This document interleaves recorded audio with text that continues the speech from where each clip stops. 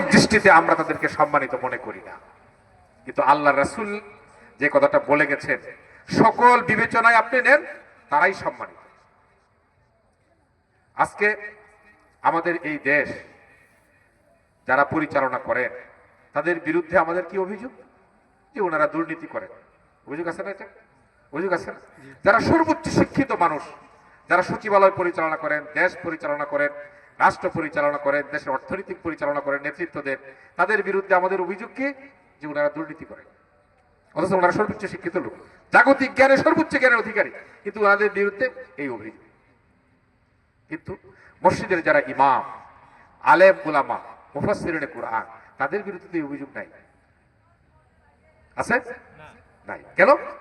ইলমে ওয়াহী ওনাদের ভিতরে আছে, নির্ভুল জ্ঞান ওনারা অর্জন করেছেন, বিশুদ্ধ জ্ঞান ওনারা অর্জন করেছেন। এই জন্য আমাদের দাবি হচ্ছে যে আগামী দিন শিক্ষা ব্যবস্থাকে এমন ভাবে সাজাইতে হবে যাতে একজন ডাক্তার যার মেডিকেল সায়েন্সের পাশাপাশি কোরআনের নির্ভুল জ্ঞানও তিনি অর্জন করতে পারেন। তাহলে হবে কি? ডাক্তারও হবেন, আলেমও হবেন।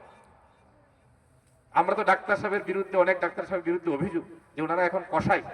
যখন এই অভিযোগ থাকবে না, সে ওই মানবিক ডাক্তার, আল্লাহর ভয় তার অন্তর ভিতরে থাকবে, মেডিকেল সায়েন্সের পাশাপাশি তার ভিতরে থাকবে কোরআনের জ্ঞান, ওয়াহীর জ্ঞান। একজন ইঞ্জিনিয়ার বুয়েট থেকে যে পাস করবে, আমরা শিক্ষা ব্যবস্থা এমন ভাবে সাজাতে চাই যে বুয়েট থেকে পাস করবে, একদিকে সে ওয়াহীর জ্ঞান অর্জন করবে, আবার সে ইঞ্জিনিয়ারিং এর জ্ঞানও সে অর্জন করবে, একজন ভালো ইঞ্জিনিয়ারও হবে, একজন দিনদার ইঞ্জিনিয়ার হবে। তাহলে সে রড চুরির চিন্তা করবে না, সিমেন্ট চুরির চিন্তা করবে না, আল্লাহর ভয় দিয়ে তৈরি হয়ে যায়। রডের বদলে বাল দিবে না। এই ধরনের শিক্ষা ব্যবস্থা কি আপনারা চান? চান? চান। এটাই আমরা চাই।